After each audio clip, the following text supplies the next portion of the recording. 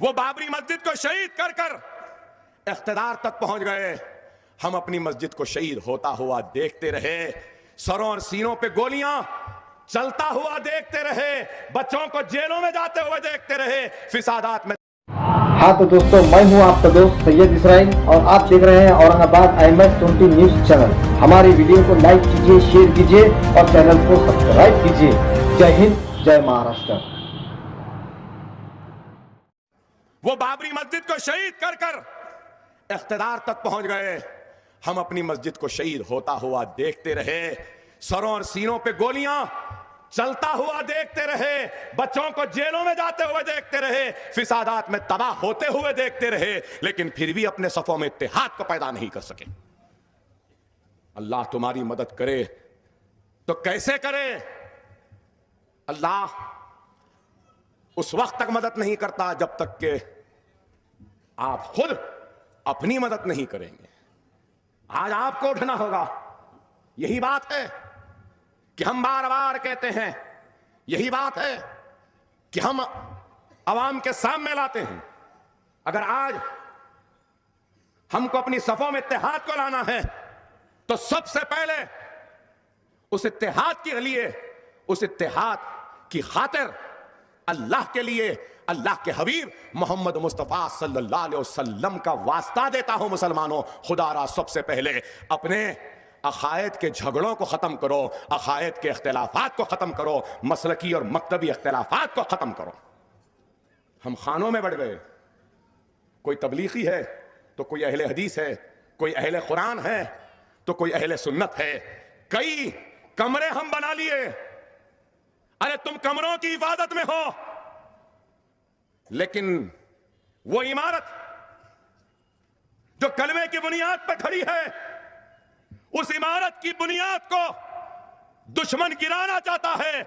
हम बुनियाद की फिक्र नहीं कर रहे, कमरों को बचाने में है। तुम कमरों को बचाने में रहोगे, दुश्मन उस इमारत की बुनियाद को गिरा देगा।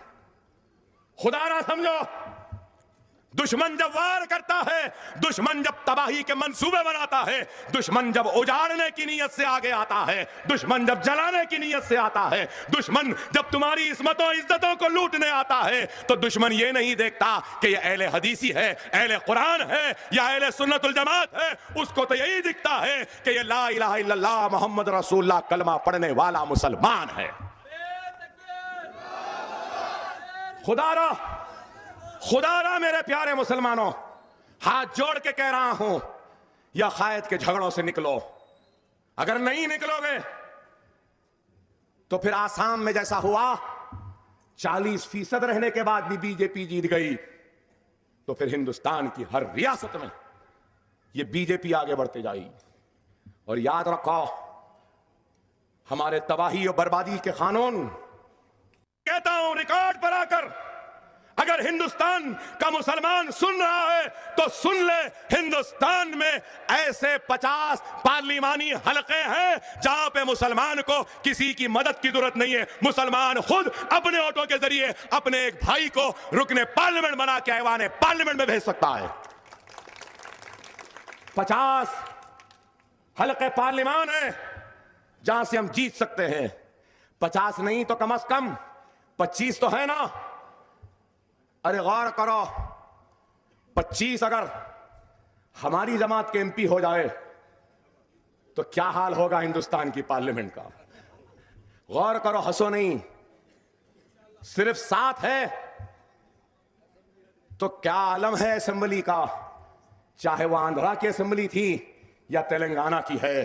गौर करो, बेशक हम बादशाह नहीं रहे, हमारा तख्त नहीं रहा, हमारा ताज नहीं रहा, लेकिन आज भी हम बादशाह गर का मौक़िफ़ रखते हैं।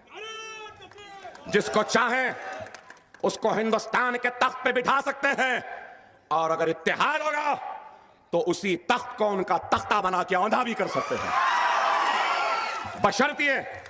बशर्तिए कि हमारी सफों में इत्तेहाद हो। और आज इत्तेहाद नहीं है, इसलिए आज हम कमजोर होते जा रहे हैं, दुनिया में सबसे पीछे होते जा रहे हैं। कब तक बेवा की तरह फरियाद करते रहोगे कि मेरा सुहाग उजड़ गया, सुहाग उजड़ गया? अरे कब तक उन भैरों के सामने अपनी फरियाद लेके तुम पुकारते रहोगे? कब तक उन जालिमों के दरवाजे व दीवार पर, उनके दर की चौखट पर कब तक जाकर तुम उनके दर की धूल को चाटते रहोगे?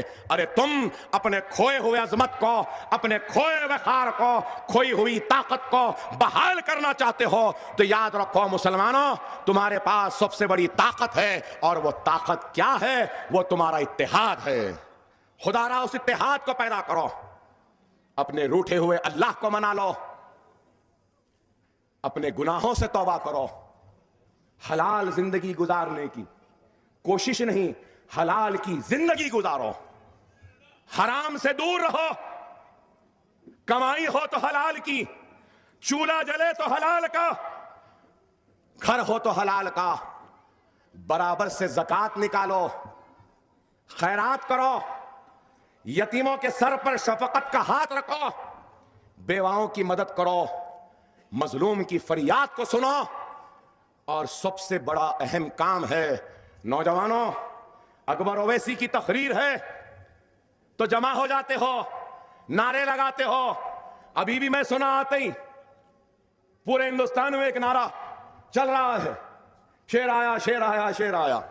अरे नहीं भाई, मैं कोई शेर वेर नहीं हूं, मैं कोई शेर वेर नहीं हूं, मैं मेरे आका मोहम्मद मुस्तफा सल्लल्लाहु अलैहि वसल्लम के गुलामों के गुलामों के गुलामों के गुलामों के गुलामों का गुलाम हूं। लेकिन इस हसरत को लेकर हिंदुस्तान घूमता हूं कि हिंदुस्तान के हर शहर में एक नहीं 1000 शेरों को पैदा करूं और 1000 शेर बनाऊं। यह ख्वाहिश है, यह तड़प है। और अगर यह चीखने वालों से कहूंगा चीखो नहीं, शेर बनना है, बनना है शेर, वाकई में बनना है। अगर शेर बनना है तो बहुत छोटी सी बात कहूंगा, उस पर अमल कर लो और आप शेर बन जाएंगे। बनना है ना? नमाज 5 वक्त पढ़ो, बाजमात करो, मसाजिदों को आबाद कर दो, फिर देखो तुम शेर बन जाओगे।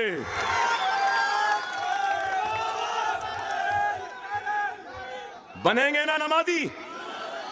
मसाजिदों को आबाद करेंगे ना?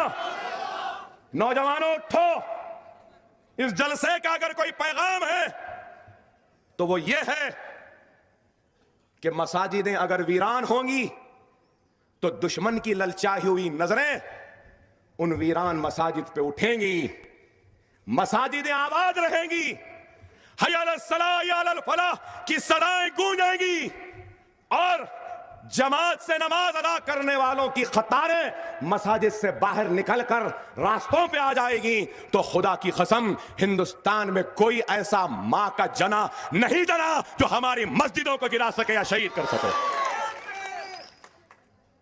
नमाजी बनो, नमाज के पाबंद बनो, बाजमात नमाज अदा करो, कुरान को पढ़ो। आज दुनिया साइंस टेक्नोलॉजी की तरक्की कर रही है, तो कुरान को पढ़ के, सुन्नत रसूलुल्लाह पे अमल करके, और जिसकी रहनुमाई के लिए अल्लाह ने कुरान को भेजा, हम मुसलमान ही उस कुरान से, उस किताब से दूर है। कुरान है जरूर, लेकिन घरों के मेहराबों में, ताबदानों में या दीवानों पे रखी है। हमको फुर्सत नहीं कुरान को पढ़ने की, हमको फुर्सत नहीं अल्लाह के कलाम को समझने की, हमको फुर्सत नहीं अल्लाह के कलाम को तर्जुमे से पढ़ने की। सुन्नत रसूलुल्लाह है, रसूलुल्लाह के उम्मती है, लेकिन रसूलुल्लाह के सुन्नत पर अमल नहीं करते। रसूलुल्लाह ने जो रास्ता बताया है उस पे चलना नहीं चाहते। अरे आप बताओ, जो कौम इस लापरवाही में रहेगी तो क्या वो कौम तबाही और बर्बादी की तरफ नहीं रहेगी? गौर करो मेरे भाई। खुदारा मेरे प्यारे नौजवानों, इस्लाम को समझो। और इस्लाम ये नहीं कहता कि दुनिया दुनिया बोलकर दीन को भुला दो। इस्लाम ये नहीं कहता कि दीन दीन बोल के दुनिया को भुला दो। इस्लाम वो मुकम्मिल मजहब है जो दीन और दुनिया दोनों को साथ लेकर चलने वाले मजहब का नाम मजहब इस्लाम है। दीन के रास्ते पे चलो, दुनिया के इस दौड़ में भी सबसे आगे रहो। दुनिया की फिक्र में जा रहे हो, आखिरत की भी फिक्र कर लो। ओहदों की लालच में भाग रहे हो, इख्तिदार के पीछे दौड़ रहे हो, दौलत के लिए भाग रहे हो। इख्तिदार हो, दौलत हो, ओहदा हो, याद रखो ये आरज़ी होता है। दौलत भी आरज़ी, इख्तिदार भी आरज़ी, ओहदा भी आरज़ी। किसका ओहदा रहा? जो हमारा या आपका रहेगा। किसी का ओहदा नहीं रहा। अगर हमारे मरने के बाद भी अगर कुछ रहेगा तो वो हमारा अमल रहेगा, और वही अमल हमारे बख्शिश का सबब बनेगा। आमाल को अच्छे करो, रूठे हुए अल्लाह को मना लो, नमाज के पाबंद बनो, कुरान को पढ़ो, तर्जुमे से पढ़ो, सुन्नत रसूलुल्लाह पे अमल करो, यतीमों के सर पर हाथ रखो, बेवाओं की मदद करो। यतीम के सर पे अगर हाथ रख देंगे तो जितने बाल उस यतीम के सर पर है उसके बराबर के गुनाह माफ हो जाते हैं हाथ रखने वाले के। ये इस्लाम है। खुदारा गौर करो, तुम किसकी उम्मती हो? रसूलुल्लाह सल्लल्लाहु अलैहि वसल्लम ने सहाबाए किराम को कई बरस तक सिर्फ ला इलाहा इल्लल्लाह मुहम्मदुर रसूलुल्लाह कलमा की ताकत और कलमे की ताकत क्या है वही बयान करते रहे 3.5 बरस तक।